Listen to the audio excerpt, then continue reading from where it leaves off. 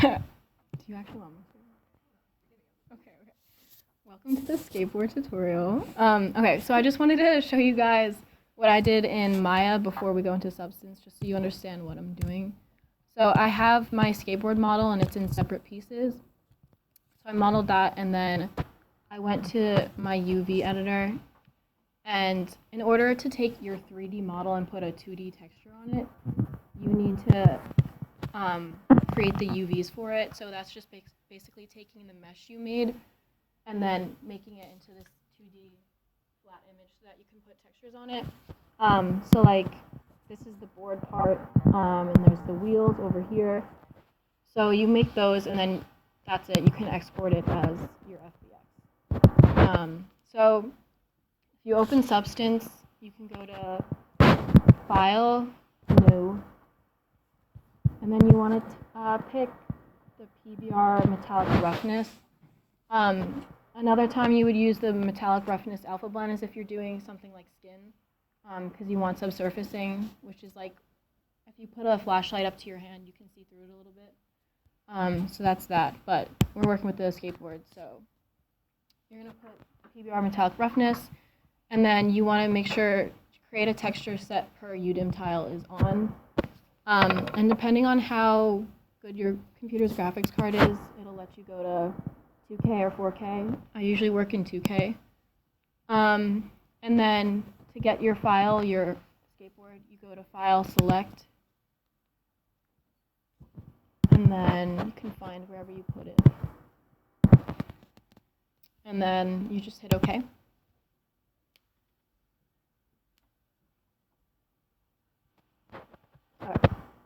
So your texture set list, which should be in the corner, is basically what I just showed you with my UVs from Maya. So like this 101 is the first UV set, and that if you click the little eye, it'll show you which part of the model it is. So these are the wheels. And you don't want to rename these, just by the way, because it'll mess up when you put the textures back on the model in Maya. So yeah, if you just click the little eyes, you can see which part of the skateboard it's focusing on. So those are like layers in Photoshop, but these are just for different parts of the model. So then you'll have your layers, which this is what we'll use when we start putting colors on it. And then your texture set settings. Whenever you import a model, you need to scroll down a little bit to this Bake Mesh Maps. And what that does, you can click Bake All Texture Sets. So while that does that, what that does is it creates the normal maps and the curvature maps of your model. So when you're putting lights, when you're putting textures on it, if there's like a curve to it, the program will pick it up and it'll make it like shaded a little bit. And if you want to put dirt on your model, it'll put dirt in the crevices of the cracks where it picks up where the map was. So it'll do all that for it, and then you apply those to your model back in Maya. So it just basically creates a little 2D curvature map and position map for everything. So when you light it, it looks good. And depending on how complex your model is, it definitely can take a while. I think I had a model one time with over like 2,000 little layers, and it took a couple of minutes. So ID, I usually unclick it, but I really don't know what it does. You just don't need it. But also, if you might bake it, and this is what it exports. So you have all these little maps now. If you don't want it, you can literally just click X, and it'll go away. It's not something that's permanent. Okay, so you have those.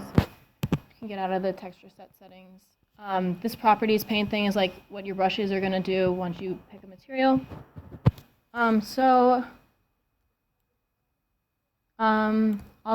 In this shelf editor, it gives you a bunch of things you can work with. You have brushes, which you can use once you pick a material or a color you want. And you have these smart materials, which come with the program. So if you want metal, you don't have to make it yourself. You can just drag it on and it'll create metal, and then you can customize it depending on how you want it to look. So I separated the skateboard into different layers so you guys could put like a different texture for the wheels, the little metal parts underneath it, and like the actual board part. So for like the first layer, which are the wheels, you have your little layer editor, and this is just a transparent layer like in Photoshop. It gives you like the base layer. You can delete that, you don't really need it. So like if I want my wheels to be plastic, there's these two little circles overlapping each other. I can click them. And this is the Smart Material tab, and it comes up with all the materials they have. So let's say I want plastic. I can type in plastic, and it'll give me all the plastic options they have.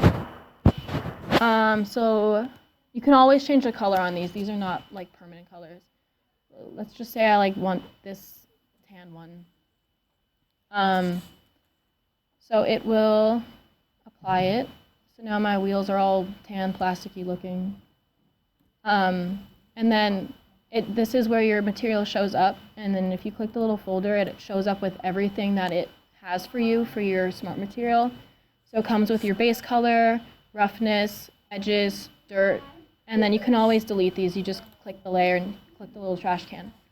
So yeah, so any layer you can pick a Smart Material, and then if you need to like customize the edges, you'll go over here, and then there's a bunch of properties. You can scale it if it's a fabric, and you can see the little material. You can scale it to look larger or smaller. But so if you have, let me go to the board. Okay, so the board is 1004 if you need that. Okay, let me show you how to paint on this without using a Smart Material. So you can go to this little paint bucket and click it, and then you can pick your properties. So your like base color, you can pick, I don't know, this red, and then if you want a metallic, you put it like all the way to 1, and you can see it gets all this like shiny. You can have roughness. See, now this is like a really shiny skateboard.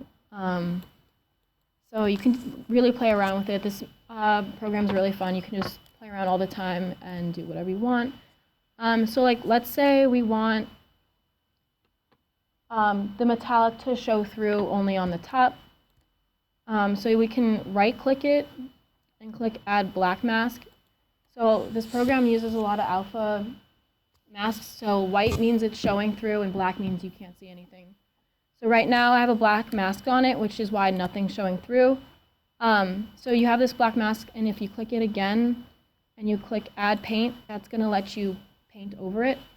And then whatever brush you'd like, you go to the little brush tab, and you can go to, let's say, this cotton brush. And then wherever you paint in the mask, it's going to turn white, but your red will show through wherever you want to paint it. So like this would be good if you have like a brown layer and you want some dirt on it, or like these brushes are cool. You can do like some cracks and like just really customize it. An important thing you're doing when you're making textures for something is making sure it doesn't look like it's computer generated, because then it's just like, oh, why do we need you to make this texture when we could have just done it ourselves? So you can really like play around with it and get creative. And like if you made a mistake, you don't want this big red patch, you go to your properties and then scroll down to this grayscale scroll. And it's set to 1 right now because that means it's letting the color through. So then if you slide it to 0 and you paint back over it, it goes back to your black mask. Or if you just want it to be like a little transparent, then you go there. So you can really play around with that and everything. If you don't want to deal with masks, you can create this empty layer, which is the 3 squares stacked on top of each other.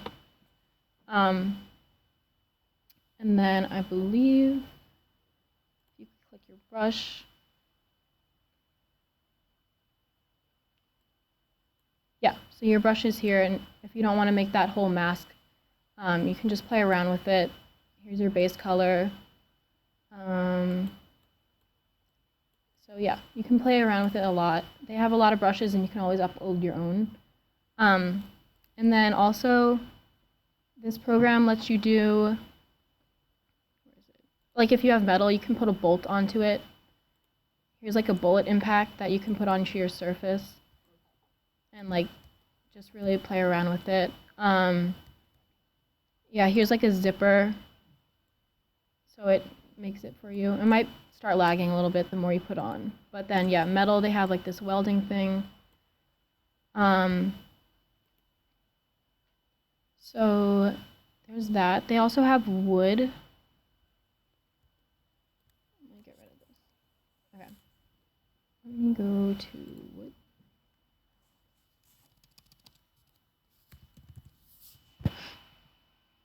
So there's a bunch of these woods. You can really choose whichever one you want. And then I'll show you how you can like rotate the grain of it so you can actually have it fit the way you want. So right now you can see the grain is going this way. If you click your little folder and you go to, I believe it's your base color.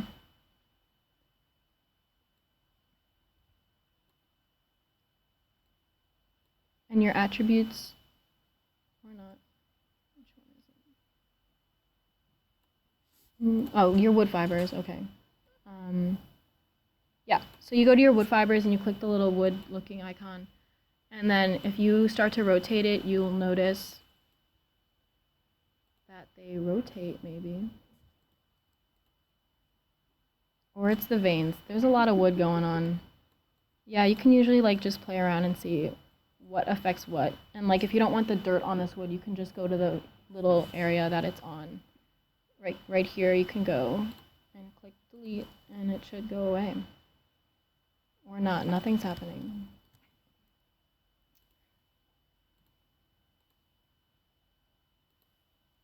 Okay, yeah, so I just deleted the little stains on it.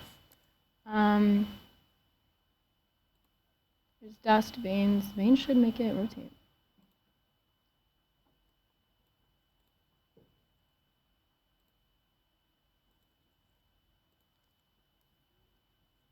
Does anyone have questions? Yeah.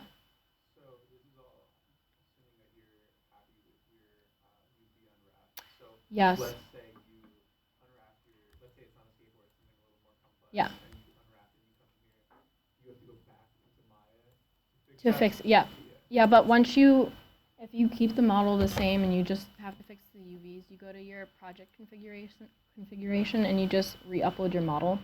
So you don't have to like redo the whole textures because that's a pain in the butt. But yep, yeah, yeah. And then if your UVs change a little bit, and you might have like, usually if something's wrong, something right here will come up and it says Lambert, and that's when you can tell something's wrong because that's the like base shader for everything.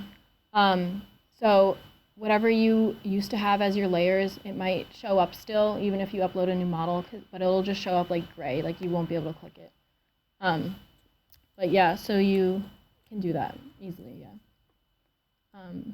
But yeah, so for this skateboard, if I want like that classic, I don't know what is on top of it, but like that black thing that like makes sure you don't slide around, you can just add another texture on top of it and go to your properties and make it black. But there's also a plastic material that's a little like gritty, which you could also do. But like, okay, so I want that wood underneath and then I want the top of it black. You do the same thing, you go to your add black mask, and then instead of doing a paintbrush, you go over to this little box thing, and that's going to let you select the mesh of it. So then the square is to select an individual little box, but sometimes if your mesh is done correctly, you'll be able to select an area and it'll pick up which area you're really selecting. Because in Maya, I extruded this top surface to be separate. So yeah, so then now I have this little black top and then the wood underneath. And then when you have materials underneath another material, like you can see right now, the wood, I don't know if you can see it. There's wood grain showing through it. And I don't want that, I want a smooth thing. So I'll go to the wooden part and I'll add a white mask onto it. So that means it's gonna show everywhere, but when I go select it and change it from white to black, it's gonna take away everything that was there. And now it's all smooth. I don't know if you can see it, but yeah, now it's smooth. And then if I want this black part to be rough, I'll go over here and move the roughness down towards the black, or no, towards the white, so it's not shiny. Or I can have a shiny one. But yeah, so then I can do that, and then, let's see, maybe I want some dirt on it. So you can go back to your smart materials, I think it's under here. Yeah, and then there's like this dirt preset, there's also dust, and then a metal edge thing, if you want your metal to look worn down.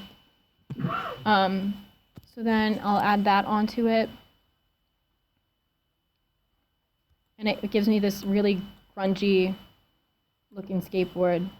And then same thing, if you want to paint away the dirt, you make your black mask, which is gonna make it all go away, or you can do a white mask so you don't have to deal with repainting all of it. And then if you go to your brushes, there's a dirt spots tool, there's dirt 1, and then I'll just paint away the dirt where I want it to, because this is where you can really give it like a personal look, because like the computer just generated this off of the curvature maps that I baked into it. So when you're painting the dirt away, you can really make it look how you want it to, and you can always make, you don't have to use dirt brushes, you can use anything you'd like.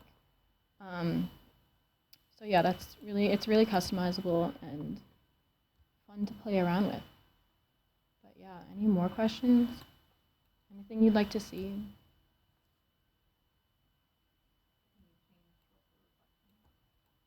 Oh, like this sky? Yeah, that's like a default like light in this program. So that's just so you can see how it's lit. Let me see. You go to your window,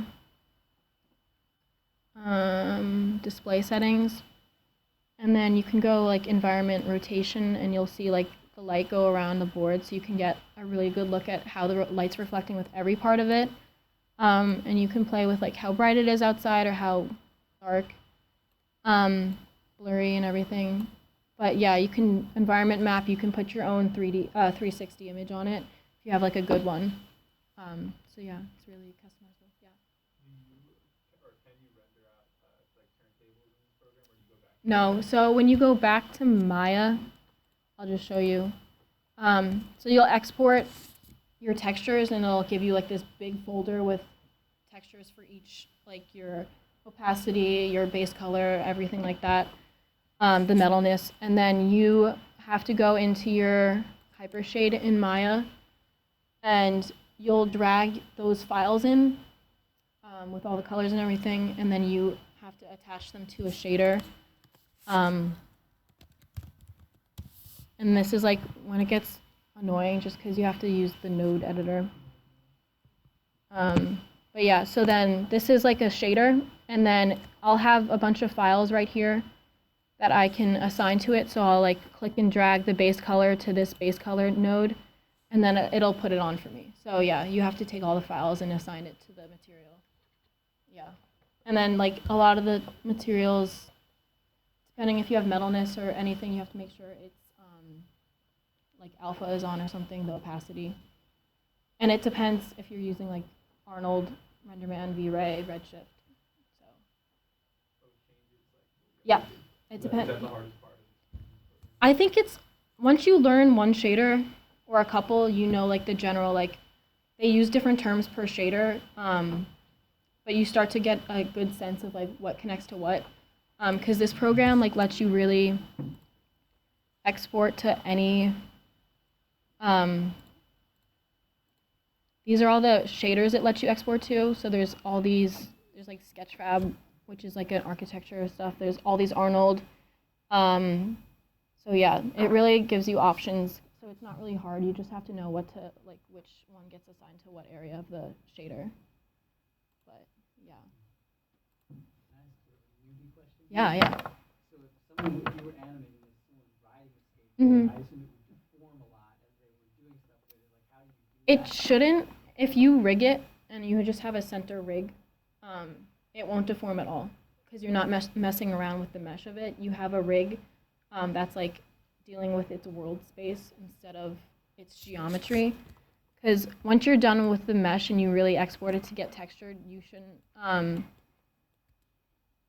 If it's not a character or something, like it won't change. But You're even saying it could work. There's a way to define a thing as a character, and then it would be. Because I think I was assuming you want it to deform. So someone riding a skateboard, like it wouldn't be rigid. It would kind of like it moves a lot. yeah, you can definitely move it, but when you do textures for like a character, the textures and like the UVs are what hold the textures and what you apply them to. They'll move with it. So it all works out, yeah. These are the UVs. So, yeah, so these are the UVs. UVs don't usually change that much. Even with rigging, if you're moving an arm up and down, the textures will move with it. It won't usually deform too much. But yeah. And like you can spin these wheels. If you have like a little rig, you can rig them to spin. And like the textures won't change. Like the like a little dirt spot that's like right here, it'll stay with it. It'll go around with it. So it'll move. Yeah.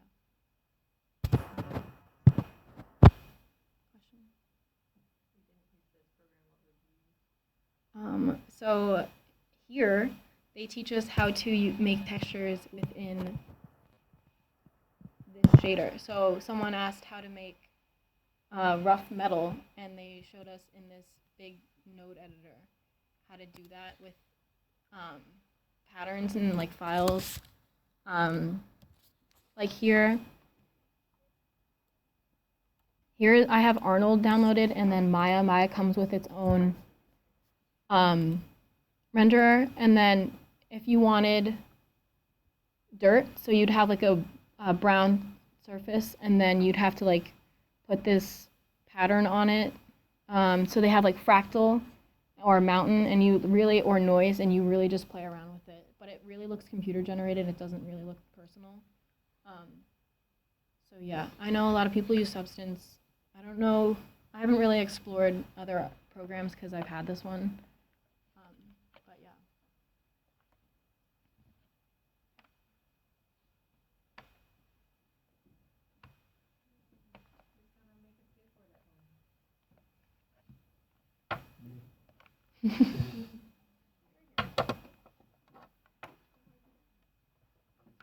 Yeah. So when I do all of my like texturing and stuff like this, I'm a ZBrush person, so I Yeah. always use that, and I've been told over and over again by like professionals that like this is the way. Yeah. And I'm like, this is the first time I've ever seen the program, so I'm trying to figure out like what makes it like The way. the way. You know what I'm saying? What makes it better than just doing it in, like I can paint, I poly paint in ZBrush, and it does the job, but I've never like thrown it into a production pipeline, so I'm wondering if that's like Does ZBrush like give you a 2D output? it doesn't do like that thing you did at the beginning where Yeah, it automates your normal, Okay. all that stuff. Yeah. I think that's kind of Yeah, I think that's probably it. Because when you put those models into like, I don't know, After Effects or something, I think you really need to have everything together. But I don't know, I haven't really worked with ZBrush. But yeah, I think this program just makes it really easy to make it customizable and export it with so many options. So yeah. It reminds me of Photoshop. And, like, Yeah, Adobe. exactly, yeah. I mean, this program is much easier if you have 2 monitors, because then you can put all your settings on one and really get the artwork on the other. But yeah.